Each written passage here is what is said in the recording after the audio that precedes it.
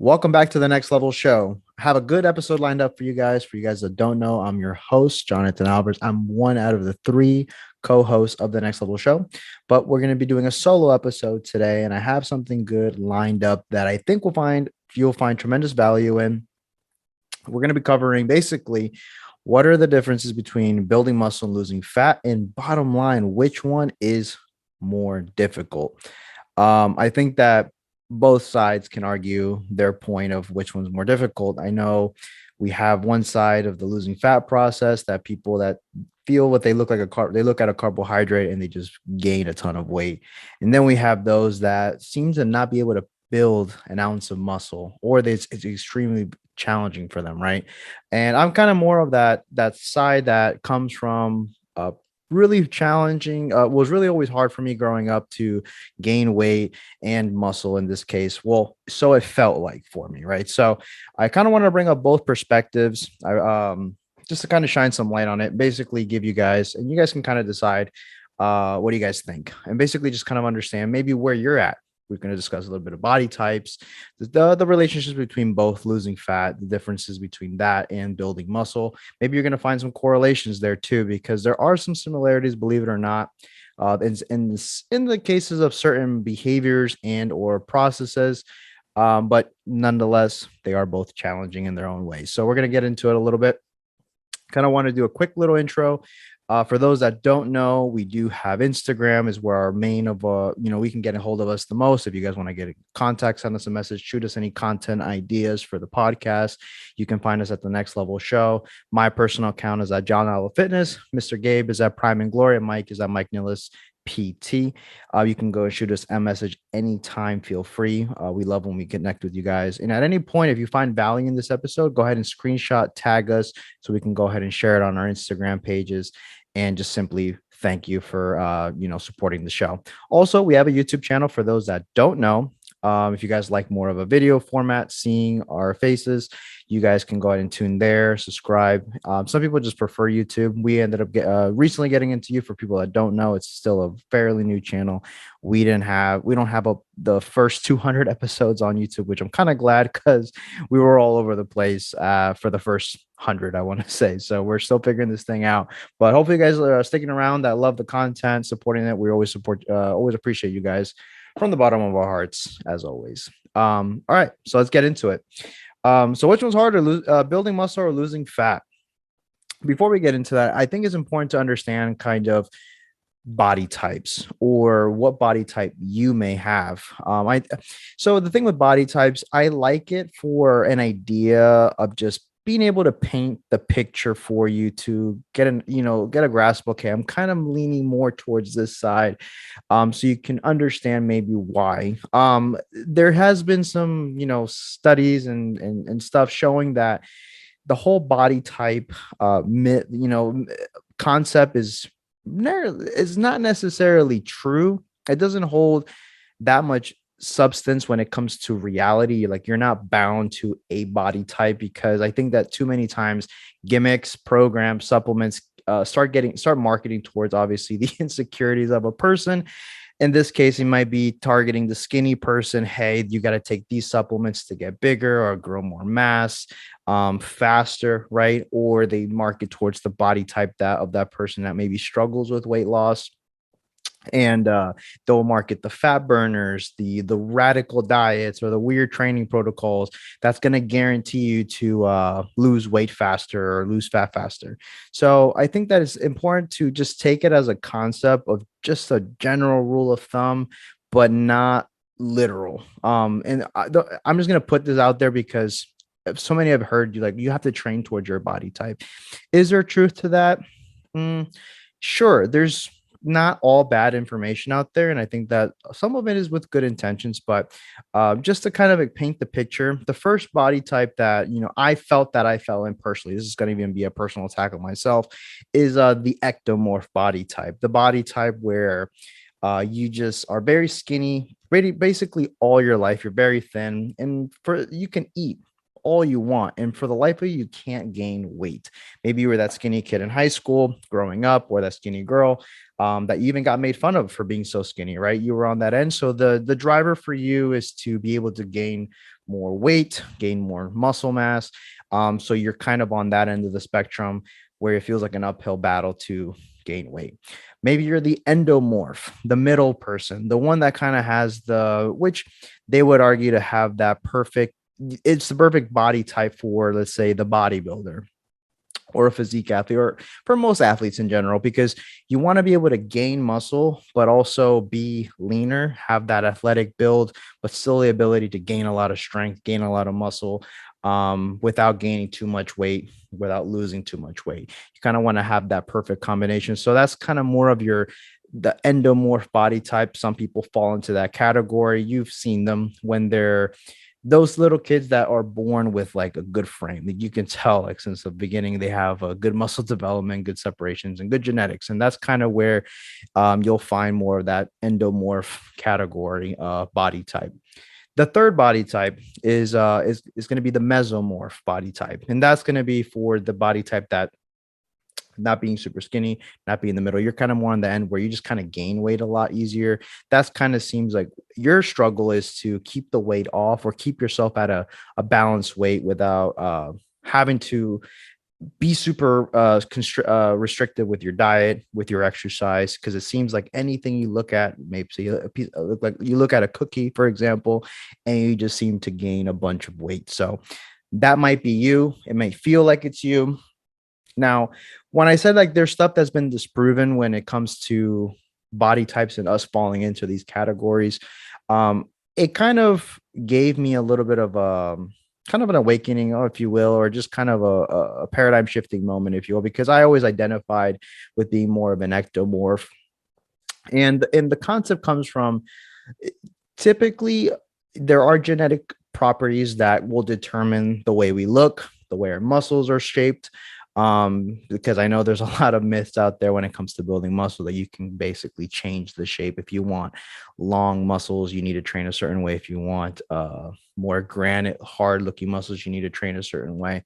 And I think that a lot of these things come from these anecdotal truths, which we know that in some cases have value. Now, when it comes to the concept of the body types, a lot of these things we are finding out in the last, couple of decades, is if you really analyze the situation, a lot of these comes from a lifestyle, behavior, environment, which kind of allows us to get to form these shapes, these body types. If you're someone that finds yourself overweight or really struggling with weight loss, really pay attention to your upbringing. Maybe look at your parents habits as well, because if you think about it, us as kids, we only follow whatever our parents do. If our parents bought ate McDonald's a lot, we were probably happy as kids eating McDonald's because it tasted great. But you start building these habits and these concepts around food. Or if you're just someone that was very sedentary, barely played, and ate a lot of food, and you just found yourself as a kid, always a little bit overweight. I think that a lot of times, if you really examine a situation, watch the habits, the behaviors, and the environment of the person, you and just and examine your own personal life. What were you doing for the longest time?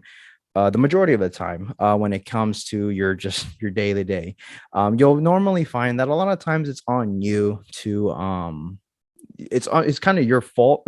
If I'm sorry to say, it's most of it's your fault to why you are the way we are. For example, I'm going to pick on me a little bit.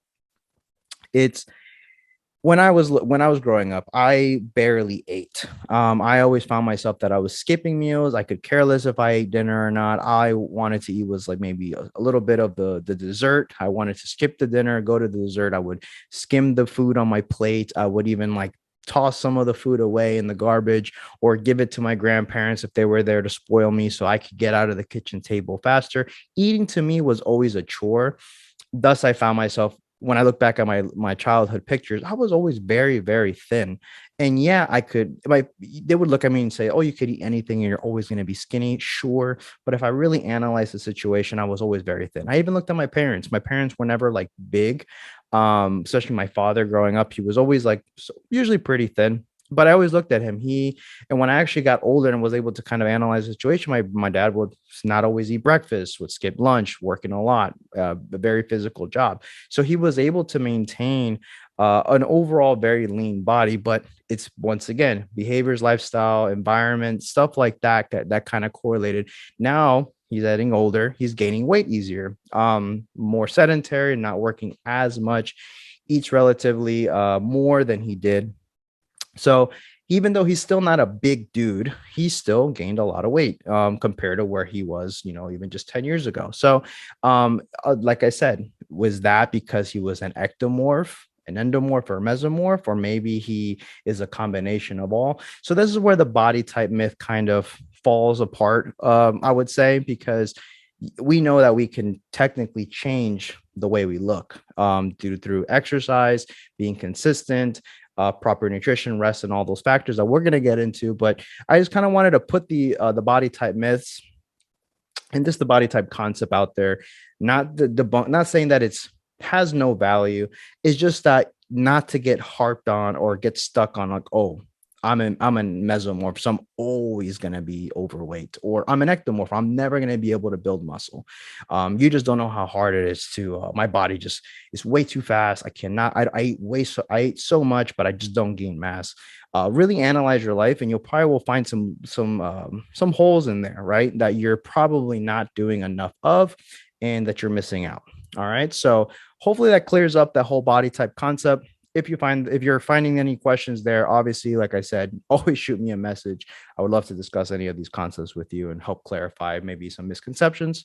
But anyways, moving on to the main one, to the first part, is going to be the losing fat portion of this. I know that a lot of the clients that I deal with, that we deal with on the show, usually come to us because they're trying to get into a healthier state, get to a healthier weight, look better, just because they have probably allowed themselves to let go. Maybe life has gotten ahead of them, other priorities have taken over, and they find themselves one day like rolling out of bed and they're like, I got to do something different. So we're in that losing fat, losing weight problem or just process that we have to go through to help them get out of that situation. Now, when I think that losing weight, losing fat, I would argue, my personal opinion is that it is a little bit easier than the building muscle part.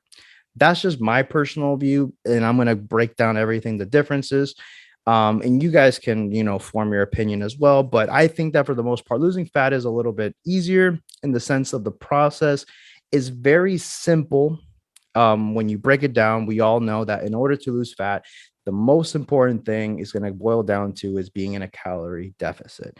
And this isn't a deficit of obviously calories, or you can create that through movement, energy expenditure, which puts you in that, energy deficit essentially. And you're going to be losing weight regardless of the way you're eating, the way you're exercising necessarily. So you can lose weight in so many different ways. So I think that the concept itself, the whole, the principle of it is pretty straightforward. Now, I say simple, but I always clarify on the show that simple doesn't always necessarily mean easy, because once again, we're going to be battling against things like our behaviors, what we do on a day to day. A lot of this is going to be influencing everything we do. This is not even just in fitness, but this is in everything we do. Our behaviors are is the driving force on what we eat, why we eat. Sometimes we eat out of base of emotion. This can go outside of just, even how we spend money, how we act with certain things that are happening around us. The behaviors are stuff that we do almost without even thinking, are kind of our habits, right? So obviously the behaviors have to take a really big adjustment over the course of time, because like we know that you can't just go from being one individual. If anyone that's tried this, right? Let's say you woke up and you said, I want to lose 20 pounds. I'm finally motivated to do so. You know that you can go a good week with being motivated, buying the groceries, doing the workouts, and doing all that stuff.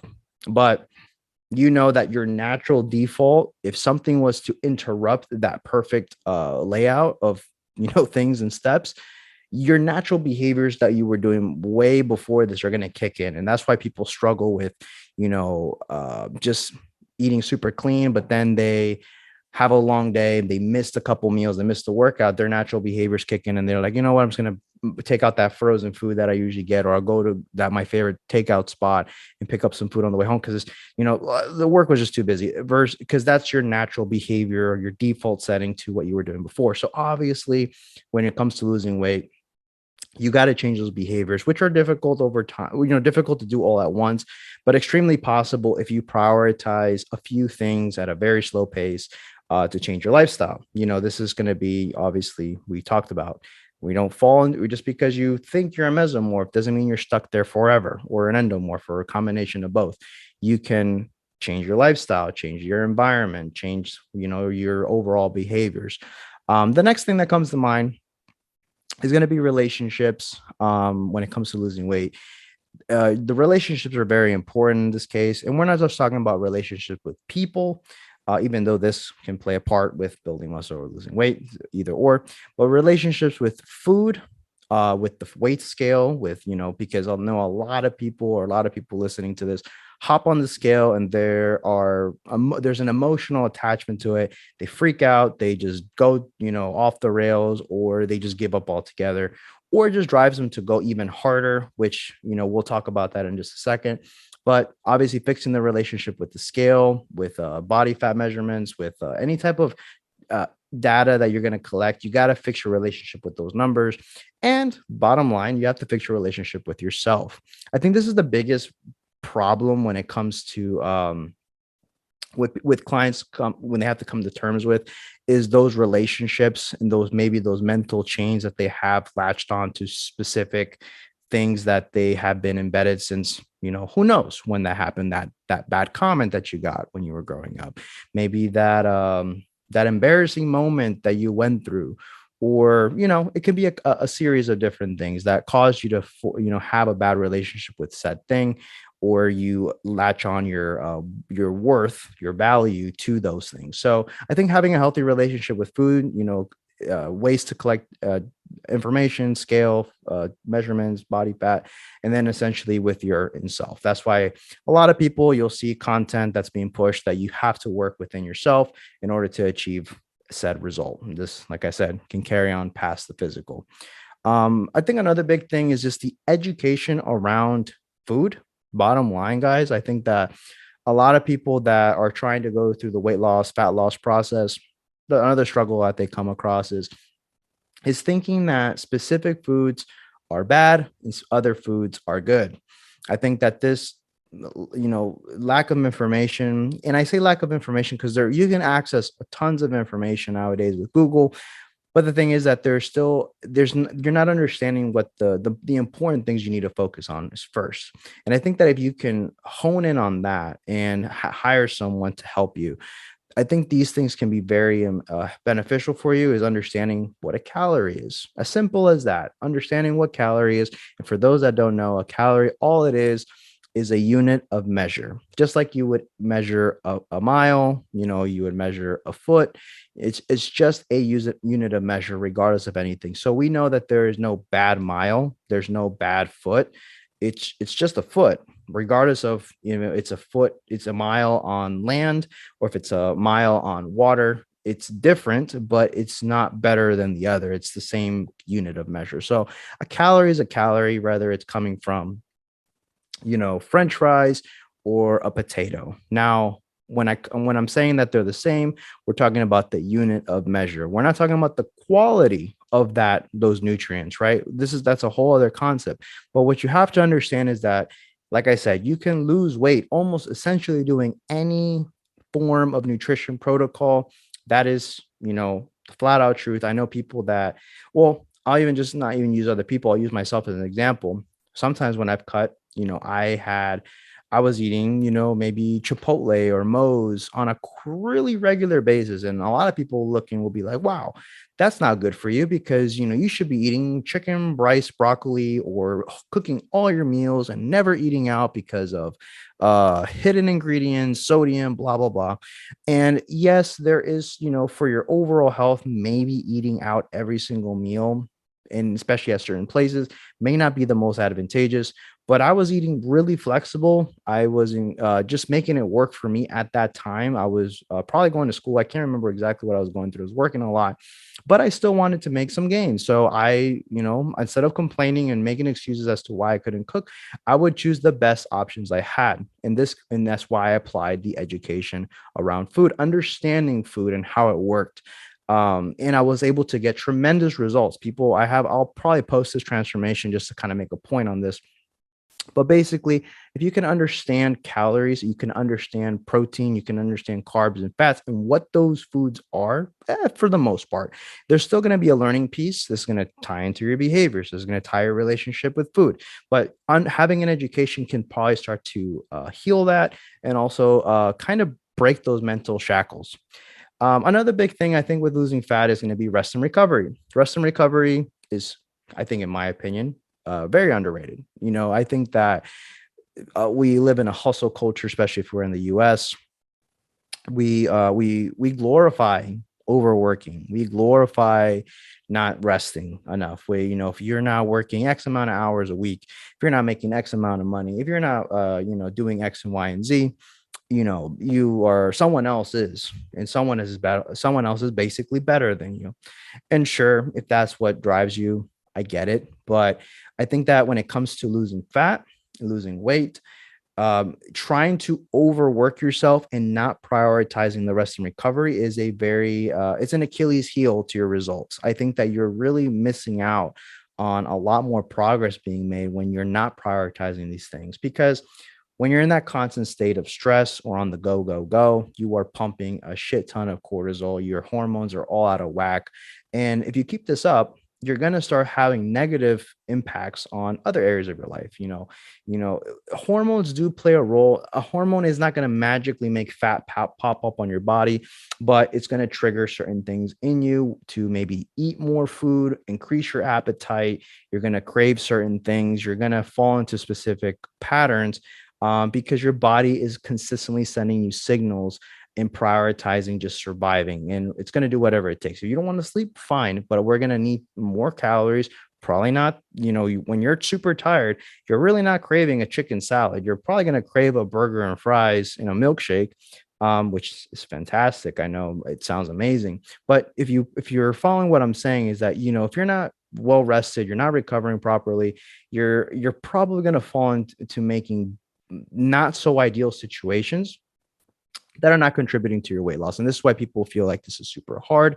I think that if we actually made put a big focus on getting a decent amount of hours of sleep per night on a consistent basis, if we prioritize eating, the adequate amount of calories to just eating enough protein, getting enough good vegetables in there, and maybe having a couple, not, quote unquote good foods. And this can be, Chipotle, can be ice cream, it can be something. But if the majority of your 80% of your efforts goes to being as consistent as possible with rest, recovery, and nutrition, if you have a 20% of slack, you're still going to make tremendous progress. And I think putting enough emphasis there is going to make a lot of these things better. Obviously, if you're rested, recovery, you actually can train harder. If you're all banged up and you're barely sleeping and you're overtraining, your body hurts. You're not going to want to do this, and you're going to associate a bad relationship with exercise. And I forgot to note that in the relationships part, but yeah, having a bad relationship with exercise is not going to allow you to enjoy this as much. So you got to make a connection there and fix on that and work on it, basically. So hopefully that kind of clarifies some of the stuff that goes around with fat loss that you should address to make it a little bit better. I still will get into building muscle in just a second, but the last point I want to make with losing fat is going to be consistency, with the process, right? Because a lot of people spend years getting to the place that they're at. You've been doing the same thing every day or very similar routines to eventually wake up one day, and that's when you realize, holy cow, I've really let myself go. Now I want to undo years of habits, behaviors, belief systems in a matter of 90 days. Because I know a lot of coaches sell 90 days as almost like a staple to get results. Some now are selling longer coaching packets, which I think is phenomenal because realistically, this shit takes time. Let's just be real. It takes time. And the most important part that people fail when it comes to this is going to be the consistency to withstand all the trials and tribulations that come with losing fat. Like I said, the principles and the things that you actually need to do are quite simple, especially on paper. Calorie deficit, eating your nutrition and eating enough to fuel the body, rest and recovery, staying hydrated, you name it. The little things are going to be super important, strength training, all that. But obviously, you need to be consistent enough to be able to actually see the results. My point is this. The reason why, and I'll before we get into muscle building, the reason this is why I wanted to do losing fat first is because I think that realistically, fat on your body is basically your body's way ensuring, it's an insurance policy to stay alive, just in case there's no food. Fat is there to utilize, it's a form of energy. So you're going to be using that extra fat to keep you going, just in case for whatever reason you couldn't eat for a couple days. Trust me, you won't die. You'll be very hangry, most of you, but you will most likely survive if you have a good 20, 30, 40 pounds of body fat on you. But the reason why I think it's simpler is, or just easier, is because your body wants to utilize that energy. So if you put yourself in an appropriate calorie deficit, one that you are maybe a little uncomfortable, but you're not wanting to rip your arms off, your body will begin to utilize that. And that's why people at the beginning, for the most part, lose like a weight a lot easier than as the process, obviously your body adapts and stuff. But overall, the concept's pretty simple. And your body just kind of wants to use that. Once it's used all its glycogen in the body, it will revert to, which comes from carbohydrates. Just to want to put that out there. Eventually, it will tap into its fat storage. Now, I will get back to this. If any questions, obviously, and even listening, you can shoot me a message at any given point while you're listening to this. But moving on to building muscle. Now, there are a lot of similarities when it comes to some basic principles, right? We talked about behaviors. Now, behaviors to building muscle is just as important as behaviors for losing fat and keeping the weight off. You need to create habits. Now, if you're a skinny person that's very lazy, that barely eats, barely moves, or maybe you move too much, but you don't prioritize the good behaviors when it comes to lifting weights, for example. It's a behavior, it's a habit, it's a discipline, if you will. If you don't incorporate any type of weightlifting, you're not going to build necessarily the muscle you want. So you need to create certain behaviors, just like you would losing fat, which is maybe still working out, moving a bit more. Maybe you're on the opposite end where you're not moving much, you're not lifting weights, you're barely eating. So then you're just kind of a small, skinny, fat version of yourself, or you're just looking at yourself and like, God, I don't like how I look, or I don't like how my clothes is fitting, or I don't like that I don't feel strong. Similar things. And you're going to have to also work on the relationship with yourself, with your body image issues, because I was that guy, that kid growing up that I had a very bad image with myself. I never liked to take off my shirt in certain situations because I felt like you could see my ribs. So I was always super thin and I always was kind of ashamed of that. Right now, people would say, people that know me know that I usually walk my dog without my shirt on. I even make content or taking pictures without my shirt on, and people would probably think I'm full of shit. Obviously, I've built a much better relationship with myself. But before, I was the complete opposite. I didn't like to ever let people see me, just because I felt like I was skin and bones. And I actually remember seeing a picture of myself when I was a kid. Holy cow. I looked at it and I'm like, dude, like my parents like didn't feed me or something. But I know, remembering back then, picky, didn't like much variety of food, didn't care to eat. I just ate just enough to satisfy a hunger and kind of would go on with my day. I could care less, right? So obviously, healing that relationship with your body when you're going into this muscle building thing is also very, just like healing your relationship with yourself when it comes to losing weight. Building weight is just the same thing. You come with a body dysmorphia, just the same. You're going to be looking at yourself like you're never big enough. And I think this is a joke in the bodybuilding communities, that you never have enough muscle.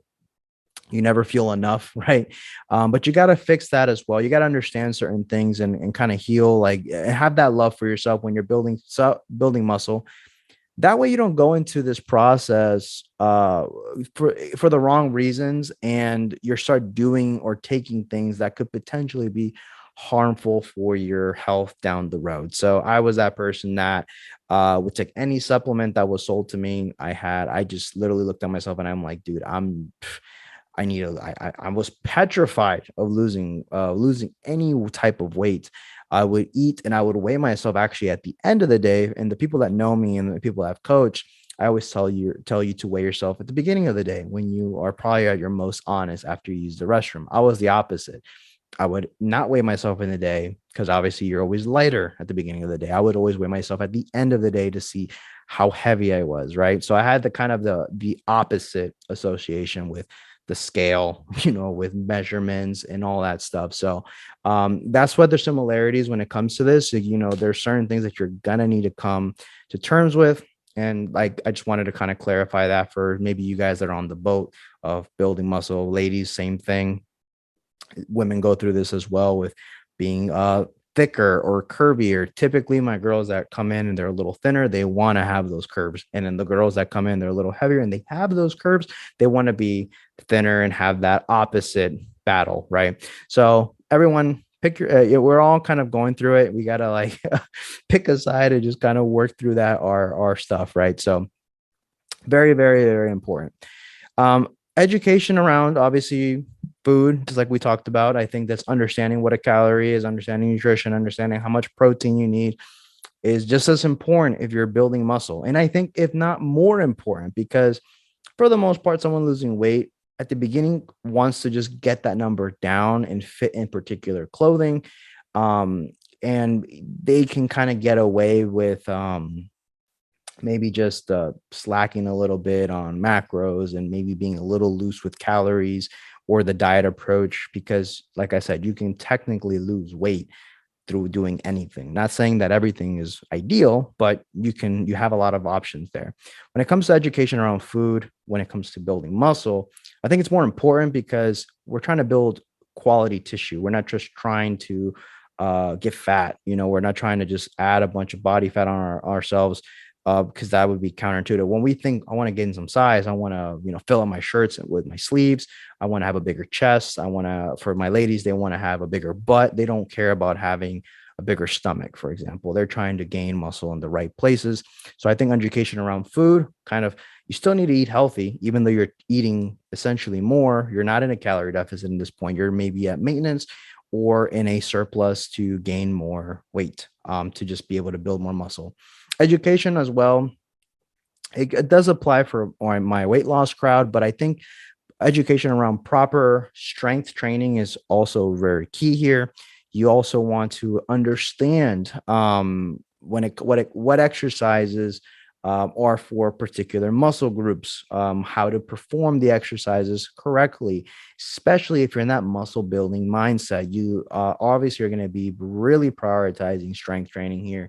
I think that it's very important to get educated on what to do, what not to do, how to do it right, so you don't end up getting hurt. So I think that I want to put more of an emphasis there. Still can apply to my weight loss crowd, but definitely here for my crowd that wants to build quality and a good looking physique. Rest and recovery, critical here. I think that naturally what happens and what we'll find is that the people that are trying to lose weight, right? They normally, specific habits that follow is lack of movement. Maybe you have a very sedentary job that you don't have to move much, or maybe you don't enjoy, playing sports. Maybe you don't enjoy certain activities, and you find yourself a bit more lazy. Possibly you find yourself kind of just pay attention to your activities, right? What do you do? Like, do you walk at all? Do you walk much? The average American right now, I think, is walking about 3,000 to 3,500 steps, 3,000 to 3,500 steps per day, which isn't much when you boil it down to. That's why the whole 10K steps thing is such a big thing, because that can dramatically increase someone that's losing weight. But when it comes to when it comes to someone that's trying to build muscle or really struggles with this, they believe that they fall into what we used to think was an ectomorph body type, aka me. For the most part, what we'll notice is that there's extreme activity, right? You're kind of always on the go. Maybe you're a fidgeter, you're always moving, you're tapping your foot like I do. Usually I tap my foot a lot, I'll move my hands, I'll be just doing certain things. Even when I'm talking, like I am on the video, you can see that I'm always, making animations and stuff. So normally you find yourself moving more, and you also don't have the biggest appetite. Usually you don't care for food nearly as much. Obviously we all get hungry and we're going to want to eat at one point, but you can find yourself skipping meals. Like I eat once a day, and I never really make up my calories up at the end of the day. So I kind of stay at this smaller size at all times. So I think that understanding that part, you need to also prioritize the with going back to the rest and recovery. Sorry, I'm losing my chain of thought there for a brief second. But the rest and recovery piece, you'll notice that we're super active and just not nourishing enough, not resting enough. Maybe sleep is also taking a dive here. So I think that prioritizing rest when it comes to muscle building is even more critical at this point, because when you're pushing yourself in the gym and you're lifting heavy and you're really tracing those performance, because performance is also going to come with the muscle building part. You're going to have to also not train so much that you are not able to recover from. Same thing with losing weight. You don't want to be doing so much that you're stressing the hell out of your body. Same thing goes with muscle building. That's why, like in the whole fitness space, we always talk about on the show, more isn't always better. I'll repeat that again. More isn't always better. We always say that better is better because we want to do the exact amount that our body needs in order to get results. That's why we don't believe in just following the most high intensity crazy workouts. We would always opt into maybe following something more simple, and you can always add stuff to your workout versus if the workout's already ridiculously hard and you're barely making it through, it might be a sign that it's way too much. Like Gabe does a great analogy of you don't want to over salt your food. You're better off not adding enough salt, and then you can always add a bit more to give it a better flavor. Versus if you over salt it, you're gonna ruin the dish and it's gonna taste horrible, and it's kind of very hard to make it back to normal and palatable, right? So same thing with when it comes to training enough. Want to do just enough to get the body to want to see that progress. Really prioritize sleep heavy. This is a very big mistake that I did when I was younger. I never slept enough. I would do pretty decent throughout the week, but definitely on the weekends, I would go crazy. I was partying a lot. I was drinking a lot. And I also shared the story that I was when I was drinking too much and I stopped for like almost a year. I don't think I had any alcohol, if very little. From what I remember, it was like zero. That's when I made the most gains, because obviously for both, but definitely when it comes to building muscle, too much alcohol dampens the testosterone, makes your hormone, testosterone levels drop. And that's an essential hormone to be able to build muscle tissue. That's why people that take anabolics typically recover and build more muscle faster, because they're on a constant high level of those hormones. That's what you'll see kind of the bodybuilders that have an extreme amount of muscle mass on them. Obviously, they also work their ass off and they contribute all these other positive things. But not to get off track, but yeah, just want to prioritize your rest and recovery here. I think this is going to be one of the most underrated things as well, like we talked about earlier, because we live in this hustle culture that we're constantly on the go. Our skinny people, the people that struggle with gaining weight or gaining muscle, they're probably doing this and some. So definitely I want to encourage just to take a chill pill. You don't have to be working out every day. You want to prioritize a good program, and that allows you to still have anywhere from 2 to 4 days off during the week. Yeah, and I'm literally saying you can work as little as 2 to 3 times a week to about, I would say for the most person, 5 days. You can go up all the way to 6 if you're more advanced and if you're spacing out your workouts. But like I said, you really got to prioritize your rest and recovery. Last point is going to be consistency at this part. The reason at the bottom line why I think it's harder, I think that it's easier for your body to eat away at itself when it's losing fat. It wants to use fat for the most part if it has a lot of it as energy. That's why, like I said at the beginning, you'll experience more of that flush at the beginning. But when it comes to building muscle, unless you're new, if you're a new person, and it's the first time you ever lifted, your first year, you're gonna gain a lot. This is like the first 2 years, I think, is when you're going to have the best time lifting weights because that's when you're going to see the most bang for your buck. You're going to be gaining weight every month. You're going to see a significant change in the way your clothes fits. But when after you pass that first year or two, building muscle, if you think about it, is essentially adding brand new tissue to your body that wasn't there before and growing that, right? So that's why looking at it, I'm biased on this, but you really got to prioritize all these other things to have an environment where your body wants to add this expensive high caloric maintenance type tissue. So I think that this is why I always say building muscle is harder. Some people that are on the opposite spectrum say like, no, I feel like I gained so much muscle so fast. But I always find it funny too when I'm coaching women and they come and tell me like, you know what, I want to lift weights, I want to get strong, and I want to do this, but I just don't want to get too bulky. I don't want to get too big.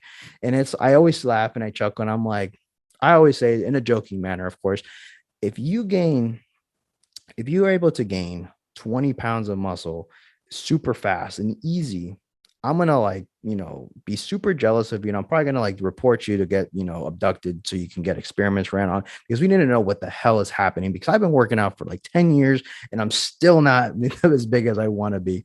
But all joking aside, if you really think about it, muscle building takes a lot of time, a lot of planning, a lot of you have to be very systematical with things and just really understand the body to build the adequate amount of muscle. It's not as easy as it looks. So in my opinion, I think it takes time. I'm sorry, it's a little bit harder.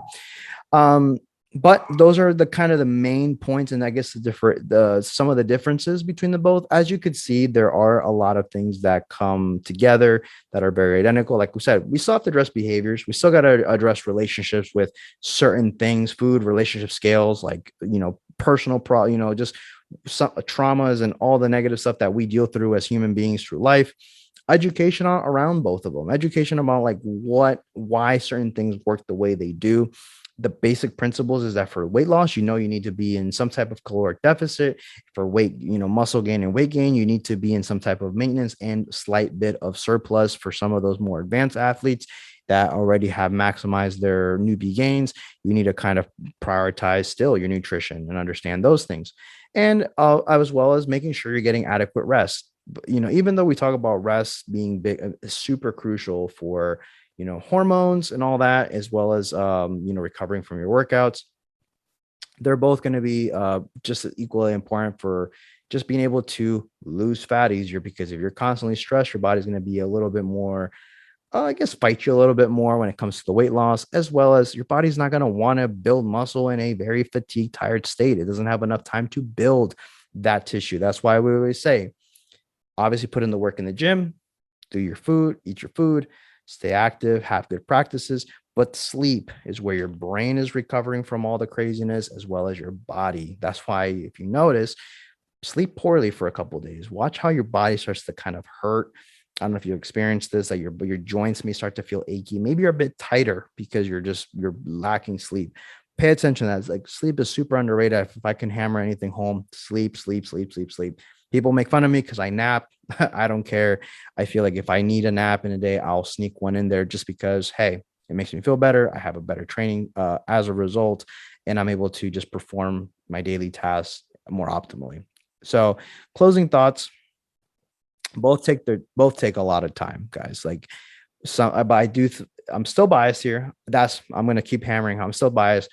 If you can prioritize the principles for weight loss, you'll get there in a nice, relatively smooth amount of time. It's still not going to be from one day to another, but weight gain or muscle building, you can spend the rest of your life, building muscle, getting to a place that you would like to see yourself and challenging yourself. And, if you're very heavy on the aesthetics and I guess vanity, but I hate the word vanity when it comes to this because there's nothing wrong with wanting to achieve like a nice balance aesthetics. I think it's pretty cool. It's an art, if you will. And you can spend the rest of your life achieving that, that look, and it keeps you hungry, it keeps you motivated for some, maybe not so much for others.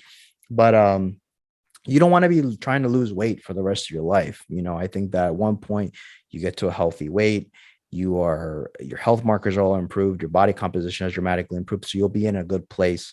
So they both have their challenges, they both take their time. Muscle building, I think, like you said, you spend the rest of your life doing it. So but all fun things. I mean, I think at the end of the day, you have to, regardless of what you're doing, my takeaway for you guys is that you have to learn to enjoy the process and take the approach that allows you to be as consistent as possible. Because if you take the route of hate, dread, extreme sacrifice, like you are literally like every day is a grind, right? Every day is like grueling.